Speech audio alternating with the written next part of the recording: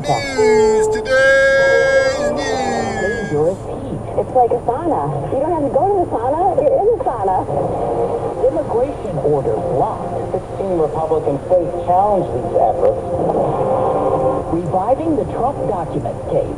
It's about the power of attorney generals to appoint special counsel.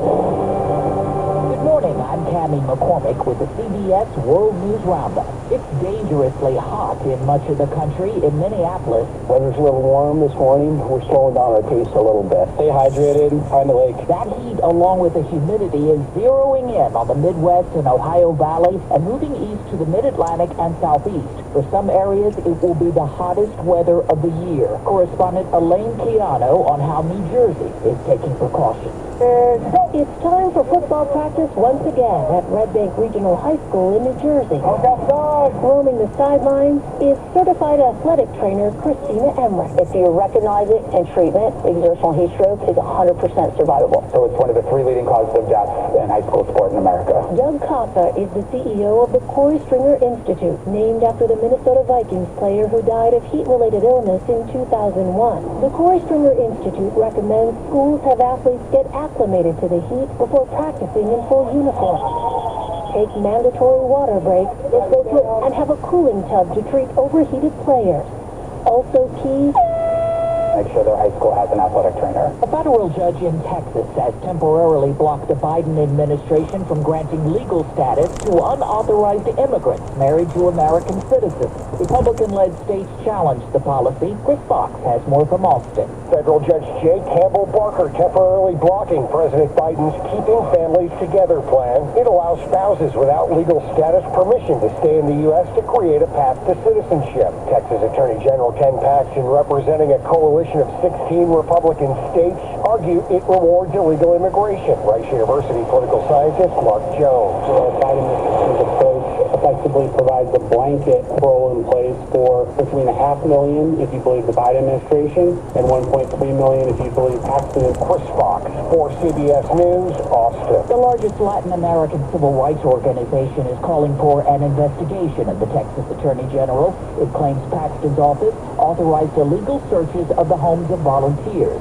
He claims he's investigating alleged election fraud and efforts to register non-citizens to vote. Here's correspondent Omar Villafranca. He is trying to keep Latinos from voting. Members of the League of United Latin American Citizens had strong words for Ken Paxton. You can do whatever the hell you think you want to do, but we're going to fight back. It comes after Paxton announced an investigation last week into allegations of election fraud and vote harvesting. The Attorney General's office said it had uncovered enough evidence to obtain search warrants, which they executed last Tuesday. LULAC denies any wrongdoing. They scared the hell out of me.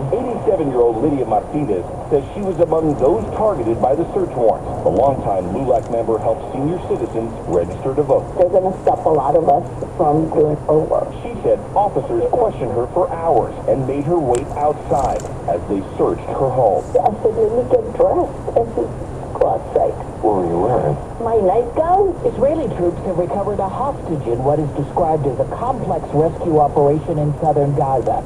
Qaid Farhan al-Qadi is said to be in good health. The army says he was the first hostage to be rescued from a tunnel. He was taken captive on October 7th. Russia launched more attacks on Ukraine overnight. Holly Williams reports. For the second day in a row, Russia launched swarms of drones and waves of missiles across Ukraine, many targeting the energy grid, others killing civilians. In a village in southern Ukraine, Olha Davidova's brother was killed in his own home. There was black dust everywhere, she said. He was unrecognizable. Many in Ukraine's capital, Kyiv, have again taken shelter in the subway. Some kept their spirits up by singing the city's anthem. I will dream and live, go the lyrics, on the wings of my hopes. Ukraine's defense minister is expected in the U.S. this week. He'll ask the Biden administration to lift restrictions on his country's use of long-range weapons against Russia. 4 minutes past the hour. Well, that's today's news. Today's news. I didn't hear any good news, did you? I didn't think so. I guess it's all about perspective. The glass is half full. Well, as always, I'd like to thank you again for coming along with me on these Dash Cam News adventures.